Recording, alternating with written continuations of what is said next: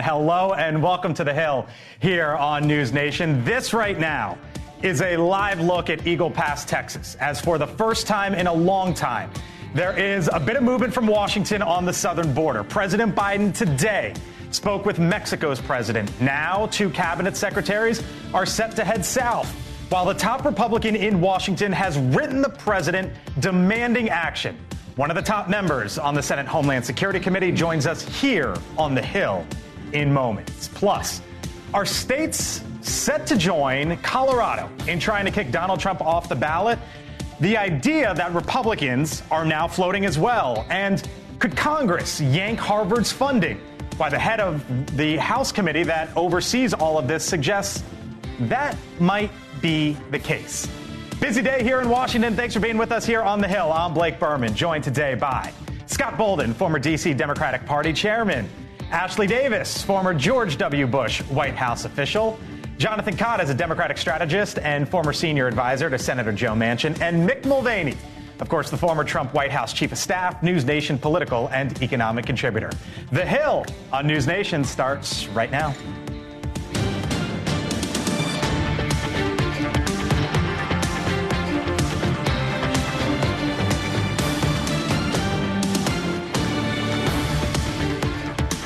All right, so come on in, and would you look at this on your screen right now?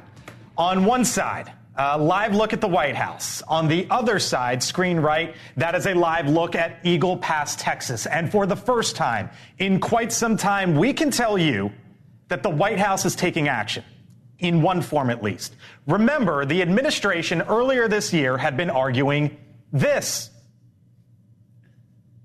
Will you testify under oath right now? Do we have operational control, yes or no? Yes, we do. And we have operational control of the borders. Yes, we do.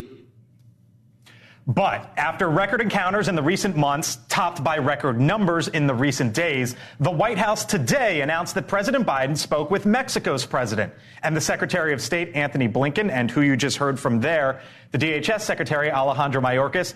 They'll be heading to Mexico in the coming days. NewsNation's Kelly Meyer asked the White House just a little while ago, why now?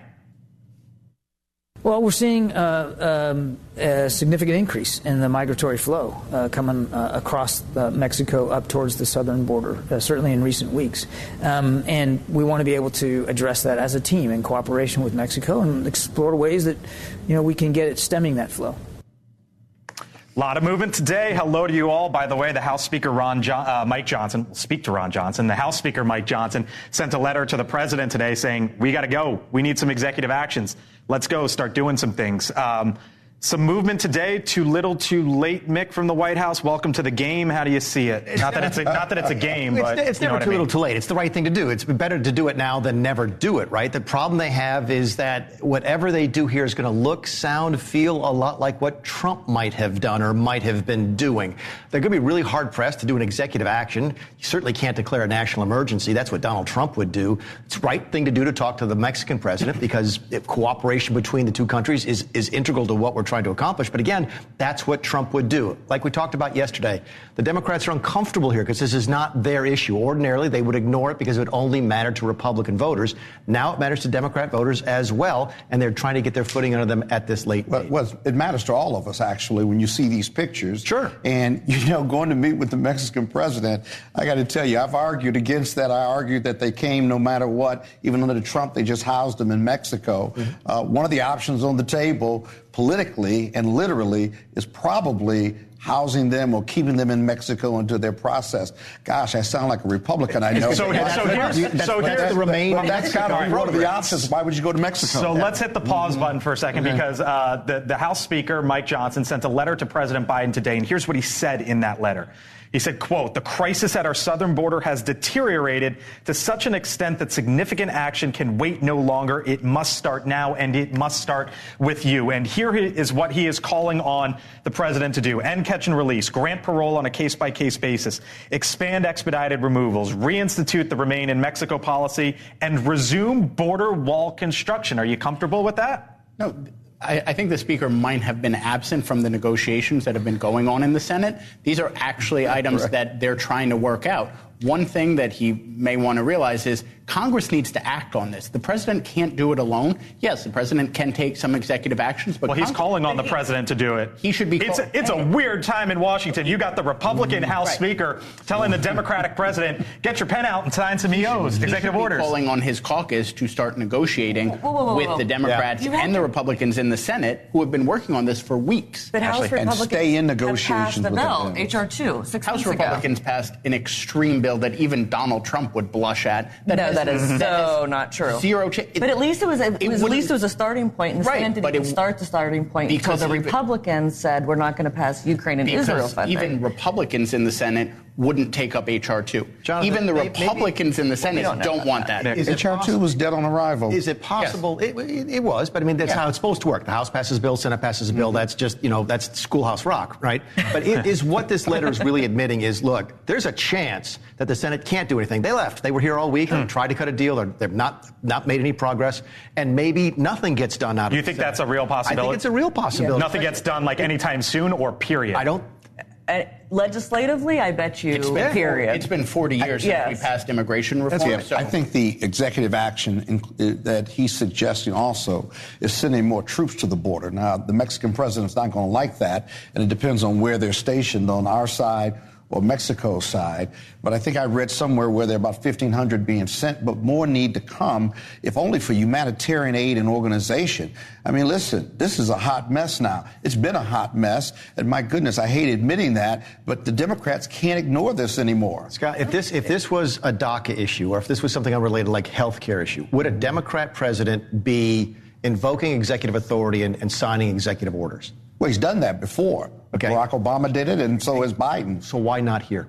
Well, I didn't say he shouldn't do it. I'm saying he's got to clean this up, whether it's an election year or not. This is a humanitarian crisis, and you can't, Democrats start with the proposition that these individuals who are coming here have a right to come here legally, and if illegally, giving them a path to citizenship. The Republicans fundamentally disagree with that. They just want to keep them out, which is rooted in a race-based policy simply because they're brown and black people. I don't like saying that, but it feels that way when you want to just keep them out. Henry Cuellar was on the show yesterday, a Hispanic Democrat. He's acting on the last 2 days. And what he said is, look, my district is 80% Democrat, it's 80% Hispanic, and they want me to do something. That can't be racist, can it? That can't be racist, but the idea of them not having an opportunity to a pathway of citizenship. Look at Chicago and New York. We're being overwhelmed with them, and those are Democratic cities.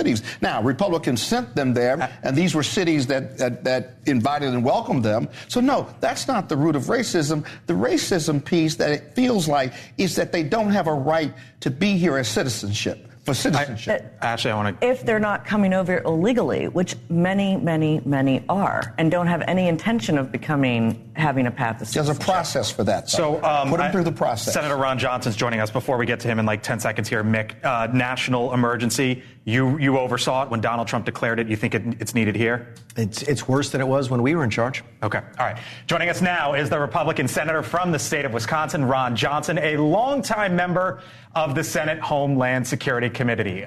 Senator Johnson, thank you for being back here on the Hill on News Nation. I don't know if you got a screen in front of you, but on one side of the TV, we can see you, and on the other side of the TV, we can see the ongoings there in Eagle Pass, Texas. Mick Mulvaney, you just heard from him on a national emergency. Do you think that President Biden needs to declare one as it relates to the southern border? Well, first of all, Merry Christmas. But let's get something straight. Let's get something straight.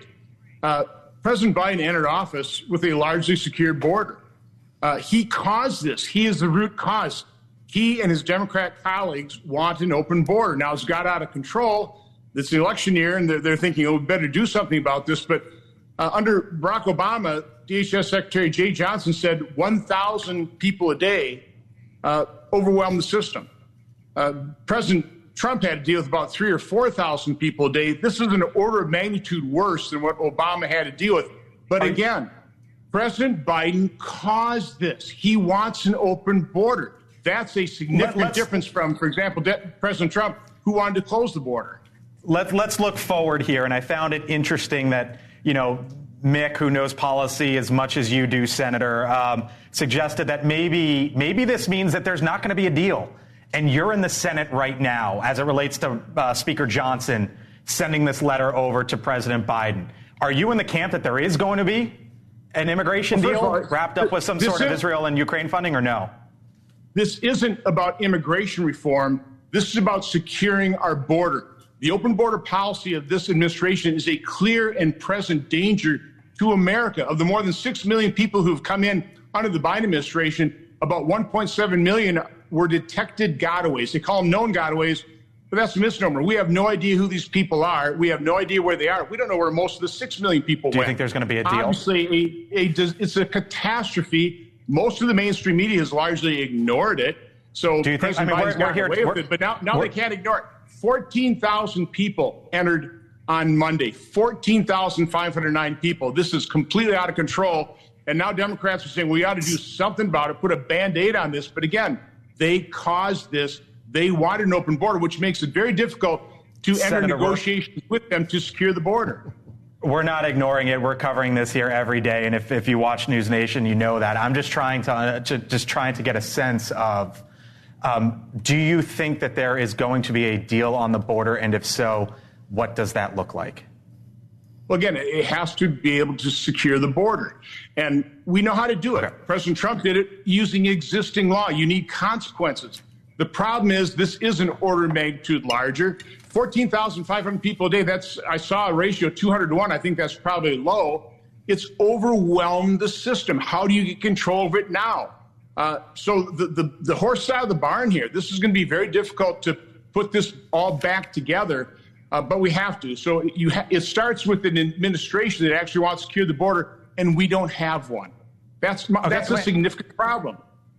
And now they're going to, sending the DHS secretary and the Secretary of State down there to Mexico. So again, I'm just trying to understand from you as a Republican in the Senate what you need to see in order to say to Democrats, you know what, that looks good. Let's get a deal on this. So we need the president to come to Congress. If he thinks he needs more authorities, just ask for it. It will be given to him. The problem is his Democrat colleagues don't want it. I've been listening to what the negotiators are looking for. They're not serious about actually securing the border. They're just simply not. And that's a real problem in trying to actually do it and get it accomplished. Our last question. It sounds like you are bearish on the concept of a deal getting done. Is that fair to say? Well, the problem we have is this is a lawless administration. He ignores Supreme Court rulings. He lies repeatedly to the American public. How can you trust him to fulfill any agreement that we actually do with him? It's a real significant problem for Republican negotiators. Got it. Senator, we got to leave it there. I do appreciate the time here. And as you started off by saying, Merry Christmas, sir. Hope you come on back. Merry Happy Christmas. New Year as well. Yep, thank you. I wanted to ask him as well about Donald Trump, Colorado, and all that. But the reason why I stayed on that is because I think it was instructive for the audience to hear from a Republican senator how they are feeling right now from their side of the aisle. And then I ask you, when you hear that, it's why I asked the last question, are you bullish or bearish on the prospects of a deal? Senator Johnson's never been part of a deal to get anything done in the Senate, so I'm not surprised he has no idea what's going on in the negotiations. I wouldn't count him as the barometer for whether a deal's going to get done. Jim Lankford and Tom Tillis are leading those efforts.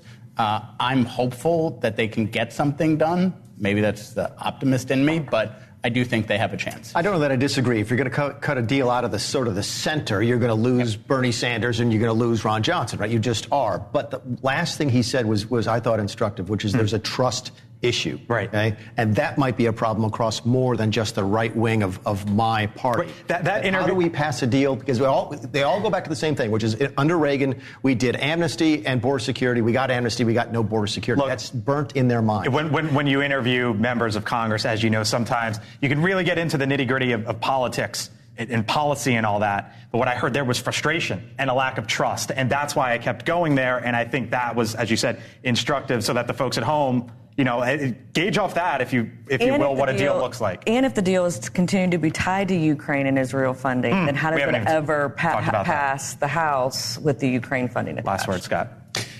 I still think there's a fundamental difference. I think Democrats look at this as a humanitarian issue and people having a right to citizenship. And I think the Republicans just want to shut the border. When they say border security, they mean keep them out. And there's no way to keep them out unless you invest in the countries that they're coming from and make life better for them, make them safe, give them educational opportunities, job opportunities. All right. Well, coming up here on the Hill, big year coming up politically, as you know, lots of races all over the place. And what are the odds that a Republican would ever win a big race in the state of California? Zero, right? Like, ain't gonna happen. Oh, but bring one of the most famous Los Angeles Dodgers of all time, and does that change the equation? New numbers out involving Steve Garvey. Could he pull a major Senate upset? We'll get into that. Mick's biting his tongue because he does not like the Dodgers. And did we just find the worst business idea in all of 2023? It just might be. And over at the White House, they might actually be celebrating it. We'll explain when The Hill on News Nation returns. Sure.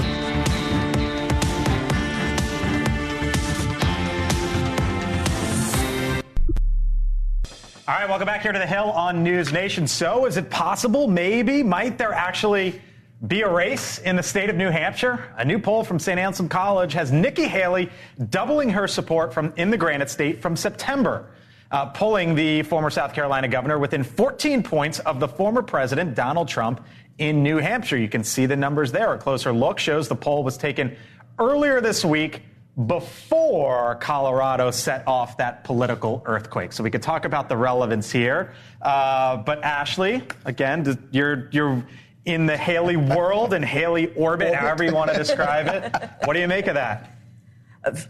We're feeling the momentum. I mean, she came up again in Iowa as well. In one poll, she's ahead of DeSantis as of yesterday. She's obviously went up again in New Hampshire. She's continuing to rise in South Carolina. So those first three states, she's feeling great. I think the big question is, Chris Christie still 12% in that poll, and those voters would go to Nikki most likely. And so will Chris get out or not? He just did a huge buy. Would she ask him to get out? I don't know if it would matter if she would or not. I think that it's more that it's up to Chris, and I think Chris still wants to stay. And he just did a huge ad buy, I think, that dropped today in New Hampshire. So we'll see. Yeah, but look at that statistic right there. If you keep that up, you'll see 12 and then 3 and 6. There's like 23%. If you match that with her 30%, that's where the Republican Party goes that are non-MAGA voters, at least technically. And she's in the 60s and he's at 44. See, that's where I disagree. I think we're right. If Chris Christie gets out of the race, then Nikki goes up. There's no question. But if Vivek Ramaswamy gets out of the race, all those votes are going to Donald Trump. Nikki doesn't have to win New Hampshire. Okay? A close second is a win because no one thought it was possible, right? If she beats DeSantis in Iowa, comes in second, even if it's a distant second, again, it's a caucus, not a primary, and then comes in a close second in New Hampshire, that's enough. It really is. So I don't focus as much on who's getting in the race and who's getting out of the race as much as the dynamic and those guys are going to get out of the race if she starts winning like that or comes in That's second. correct. Yeah, then it does turn into a two-person race, which is... Right. I also think we all have to remember when Bush lost New Hampshire by 18 points and he was supposed to win by 10, and it didn't matter much. Right. Look, I think I would love to see Nikki Haley as the nominee because you would actually have a debate in the general election about policy discussions, not Donald Trump just shouting grievances. I don't know if my endorsement of Nikki Haley is going to help her in any of these places, but I do think that... the first thing Jonathan said tonight, that I think is absolutely wrong. There's no way that Joe Biden is debating anybody in this election. Keep in mind, you don't think so? Oh, yeah, he'll debate him. The RNC is backed out of the commission anyway. Right? The RNC is backed out. And the one thing Joe Biden can't do is make a mistake on a big stage. If he gets up and says, they said, what's the biggest issue of the day? And he says, I like peaches. This race is over. Yeah, but he's not going to do that. He's going to be well prepared. And you can't get the road to the presidency leads through debates, whether it's Nikki Haley or Donald Trump. He's got to do. Speaking of, but Colorado. Go, Ashley. I was just going to say, speaking of Colorado, though, I've gotten so many emails today from Republicans trying to fundraise off of what Colorado is doing. So I think that is something that does help Trump because once again he looks like a victim. I think the worst person for Colorado was Nikki Haley because it's taking those MAGA voters who boosted his poll numbers after each indictment and get behind him even more. I think she's surging. I think this Colorado thing might hurt her. By the way, where are you going to be on January 12th? I will be in New Hampshire with my old boss. What's Joe Manchin doing in New Hampshire? Joe Manchin is going on a listening tour. A listening tour. Listening tour. No, he's skiing in. Hold on. What's Joe Manchin doing in New Hampshire? He's going with a group called Americans Together, who's trying to. What is that? Is that a PAC? It's not a PAC. It's trying to build moderate voices and give them a voice that they haven't had in D.C. So I will be in New Hampshire with my old boss. All right, you never know. All right, I see this on the panel discussion. By the way, it's been reported Manchin's going there, and Jonathan's like a right hand, so I wanted to know. All right, speaking of the campaign trail, did you see this moment out on the trail? The presidential candidate, Ron DeSantis, answering the question that millions of parents get from their kids. I mean, heck, I got it last night. The question that they get from their kids this holiday season. Watch. My kids are very concerned, though, about if there's complications with the chimney. How does Santa get in? Okay, what happens if this happens? I said, guys, Santa knows how to troubleshoot. Don't worry about that.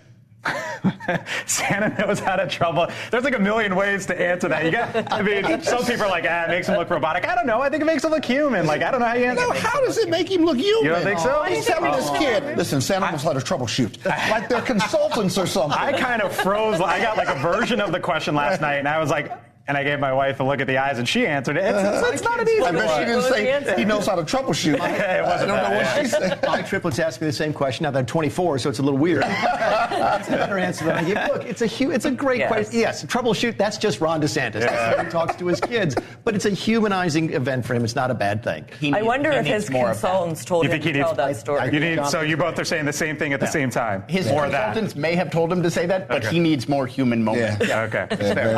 By the way, with all the look at the GOP, race for president. Have you seen what's going on in the state of California? They obviously have an open Senate seat there.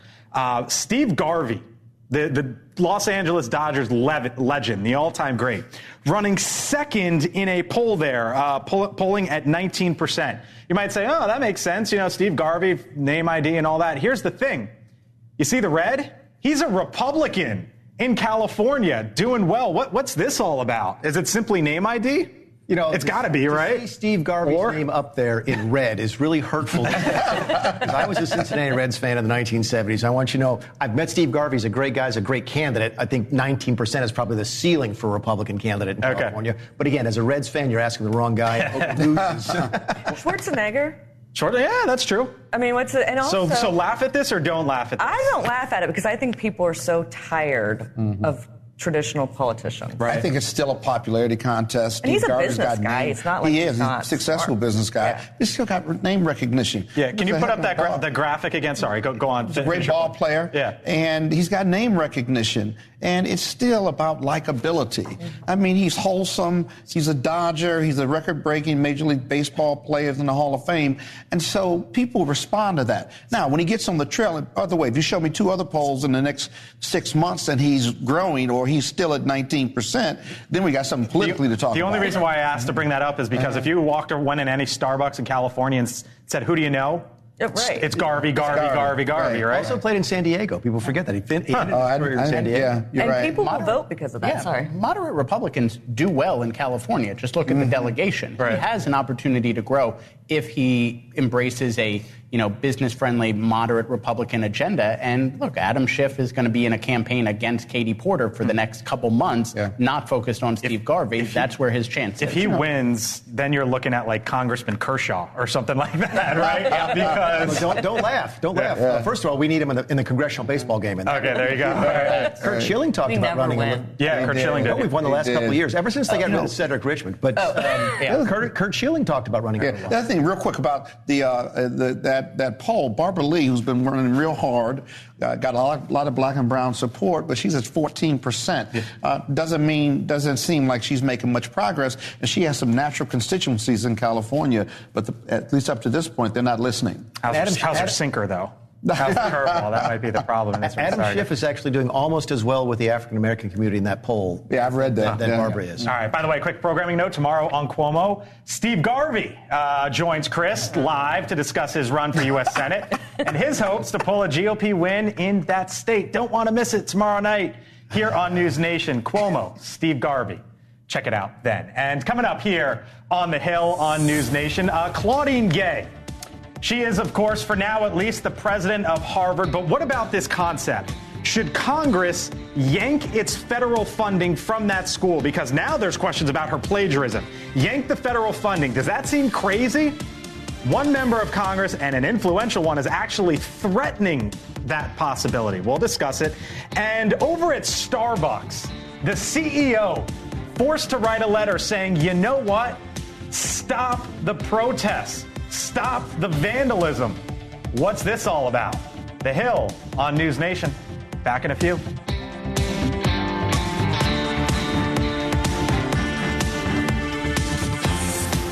Back here to the Hill. So Harvard continuing to stand by President Claudine Gay, despite additional accusations now of plagiarism. Now, the school is allowing her to add attributions to some of her works, but again, cleared her of research misconduct. But the new charges are leading to an expanded investigation by the House Education Committee that includes the plagiarism accusations.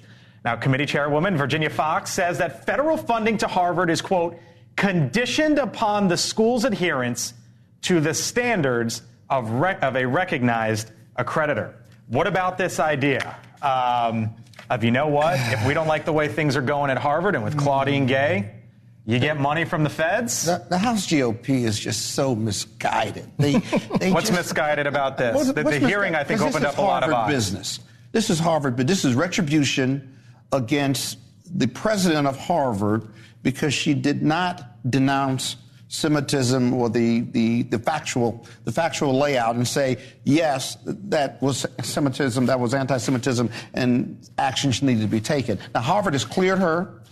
This plagiarism issue isn't really plagiarism. It's adding credit. So it's not like she was writing something and stole all this material and then published it and what have you. It happens all the time at the high academic. What's the difference between taking something and not attributing it and plagiarizing? It's called giving credit where credit is due. But when you don't give that credit, what is it called? Well, errors happen, and that's why they're letting her go back to correct it. That's why Harvard's dealing with it. They're still standing behind her. The House GOP doesn't like it, and this is retribution. So, okay, political retribution. I'm just glad you said that. I want to go around the table real quick. Okay. He says it's quote-unquote political retribution. Yes or no? I agree with that. I mean, I think Oh, it probably is. Mick? To a certain extent, there's no question. Yeah. Okay, so then is it wrong about possibly dangling, federal funds? No, keep in mind, they've got a lot of problems. They got a Title IX problem.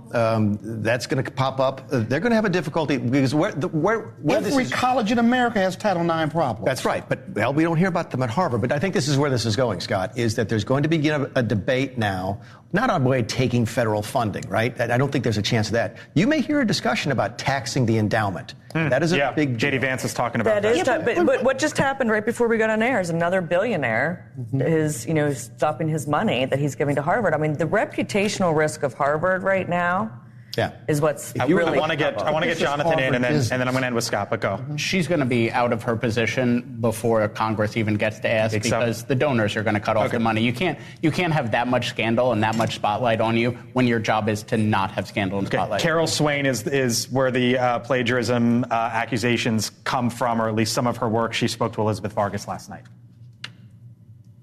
My argument is that her whole dissertation topic, how she approached it, and the articles that I read were derivative of my work, and that she did not adequately acknowledge that in what should have been a literature review. You would say what?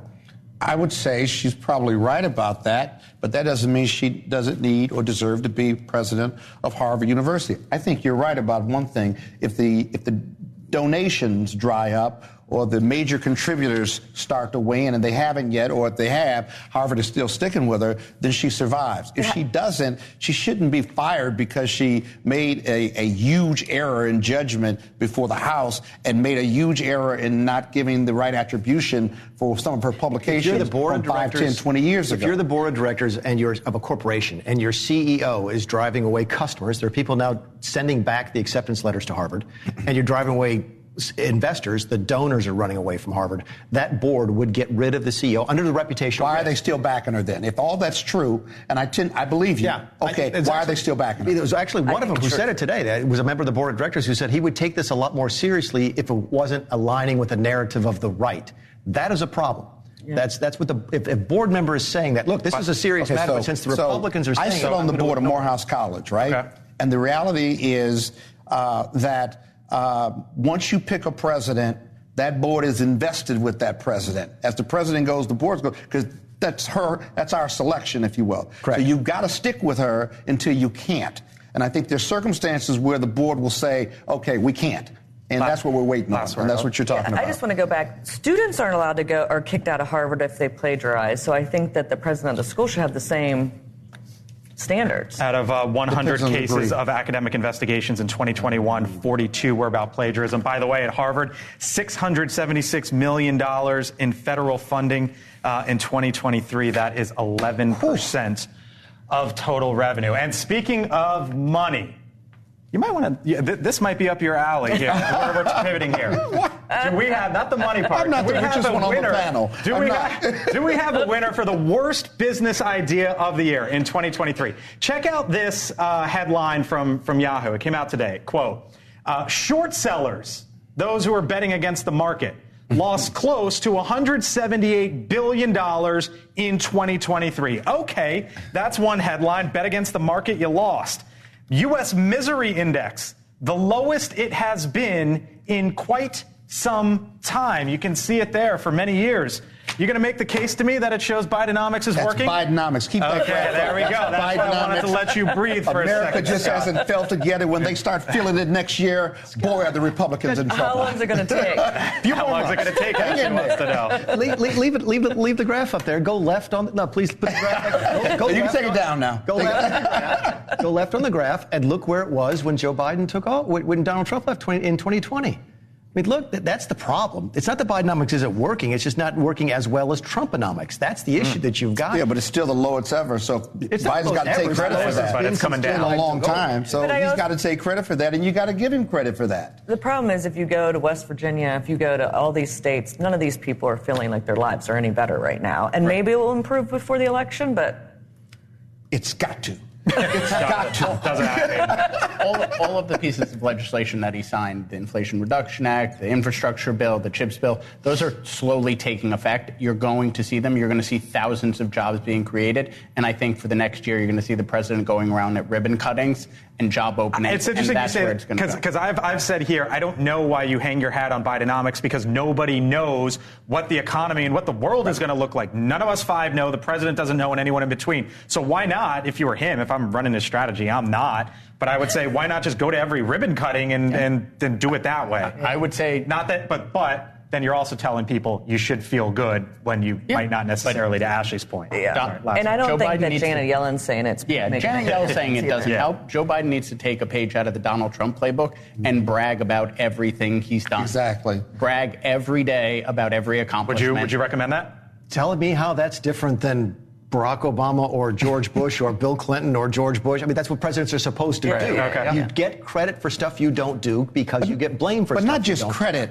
but the likability factor. I think Biden suffers from a lack of likability factor. That's his age. So if he cuts, it's his age. If he does all the things you all have said, then he's he's likable. Then he's got a shot. Well, the thing that I think a lot of folks in this country like, Starbucks. Coming up here on the Hill, a letter from the CEO, or a comment from the CEO earlier this week saying, you know what? Stop protesting at our stores. What does this have to do about? Why are the protests happening? And what the CEO has to say about it. And be sure to check out our weekly newsletter. Drop today, Decision-24. Hold on. Look at that smiling face. Look at that smiling face. So Mulvaney texted me. I'm trying to dig it up. Let me get the QR I don't know if you can bring the camera by. Mulvaney texted me this today. A picture of my face from the actual newsletter. Trying to get there the QR you go. code. I first felt laughing. But we dropped it. Mulvaney's in the newsletter, by the way. Go to the website, log on, subscribe to it. We're back here on the Hill. Stay with us. On NewsNation, so Martin Luther King Jr.'s I Have a Dream speech, of course, one of the most famous moments in the history of this country. Over 250,000 civil rights supporters saw Dr. King speak from the steps of the Lincoln Memorial, one of the most iconic monuments in our nation's capital.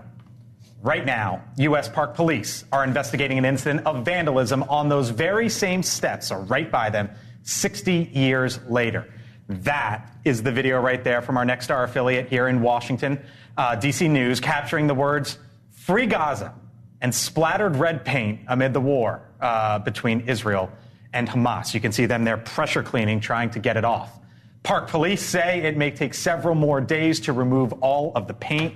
They had to shut down temporarily that memorial for that. We have seen this routinely here in this city. The steps where MLK stood, there's even a placard, and you see that. It is infuriating. Yes. Yeah, not the way to protest. Exactly. Violence or vandalism or committing crimes. There are more effective ways to do it, no matter how strongly you feel, whether it's about Israel or Gaza. And so you struggle with, when they're in these meetings, to say, what are we going to do to protest? They want to get the most attention and they want to be the most outrageous. But I've always recommended to protesters and nonprofit organizations, it can't be illegal. And it can't be violent, right? Because it takes the credibility away, and that's what you're watching. And it also turns people against you. There was another protest against US aid to Israel in Los Angeles earlier in the week, where they shut down the I-10 for a while. And if you go and you read the social media, you read the reports about it, it's just people complaining, look, I support the Palestinians, but I don't like this. So I need to get to work. Move people away from your I need to get home. The irony of this disgusting act of their expression of freedom of speech is, if they tried to do this in Gaza, they would be killed. Oh, yeah, absolutely. Starbucks, the CEO there is saying that people protesting against the company have been, quote, influenced by misrepresentation on social media. He sent a letter out basically saying that there is vandalism at Starbucks stores happening all across the country, and he is saying, stop, enough. Quote, many of our stores have experienced incidents of vandalism. We see protesters influenced by misrepresentation on social media of what we stand for. We have worked with local authorities to ensure our partners and customers are safe. Just another example. U.S. aid to Israel, by the way. Found this interesting. Recent poll, do you support it or do you oppose it? It is dead split. What do you make of that? It is, until you break it down by age. And it's 18 to 29. I bet it's 3-1 against U.S. aid to Israel. This is a real problem in this country. It's especially a problem for my Democrat friends, because their party splits along these lines a lot more than my Republican Party does. But this is an age gap, and it's driven almost entirely by social media. And if you ask the younger generation how they get their news, it's all on social media, and that is curated through algorithms of what they want them to read. Look, it's the same platform that made the bin Laden letters popular. That's where people are getting their news. They're not getting actual news. We should stop even saying they're getting their news from there. They're getting disinformation and propaganda from there, and that's why they're coming out with these misinformed views. Or no information.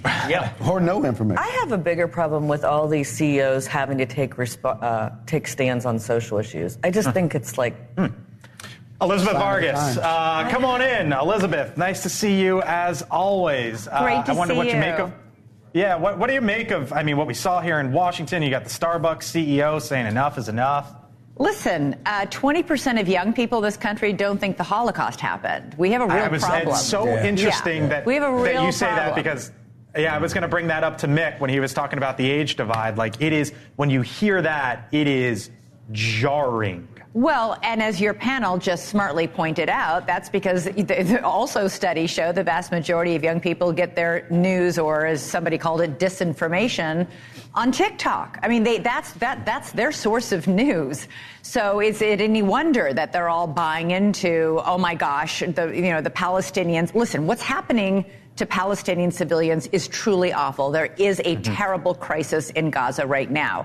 But none of these people have thought through what they're talking about. When you talk about, well, Israel just needs to stop bombing Gaza and then everything will be okay, and cheering on Hamas even. None of those people, I would think, would understand that if, Hamas wants you female in a burqa, or do you know if you're gay, you can't live in, there. It is really something that they don't know so much about this very group that they celebrate. All right, real quick, what do you have coming up tonight? We've got a big breakdown of this big shooting in Prague today. We're going to talk with an expert on what police did right and what police did wrong in that case. And, of course, we've got the UNLV body cam footage also released today, showing exactly how police responded to that mass shooting by, of all things, a professor denied tenure. Very, very unusual. And we're going to take a deep look at those tunnels underneath Gaza They're incredibly ornate and elaborate. We've got prayer rooms. One entrance to one of these tunnels is right beside a school for children who are deaf. Which completely supports the Israeli position that Hamas was using human shields, sometimes the most vulnerable of human shields, to hide behind. All right, Elizabeth. We'll see Elizabeth Vargas reports coming up in about 7.5 minutes. Have a great show. We'll see you then. Thanks, Elizabeth. But before we go here on the Hill, you know the movie Home Alone? Of course you know it, right? You might have even watched it around this time of year.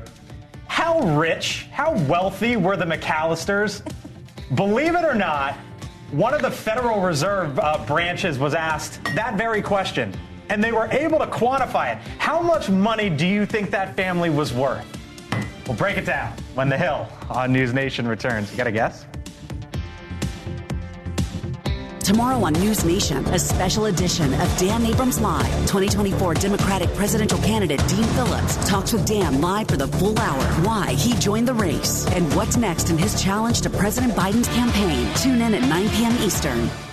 So the Christmas classic Home Alone is a fan favorite during the holiday season, but have you ever wondered, that huge house, the trip to Paris and everything, how much the McAllisters, the main characters in the film, might have been worth?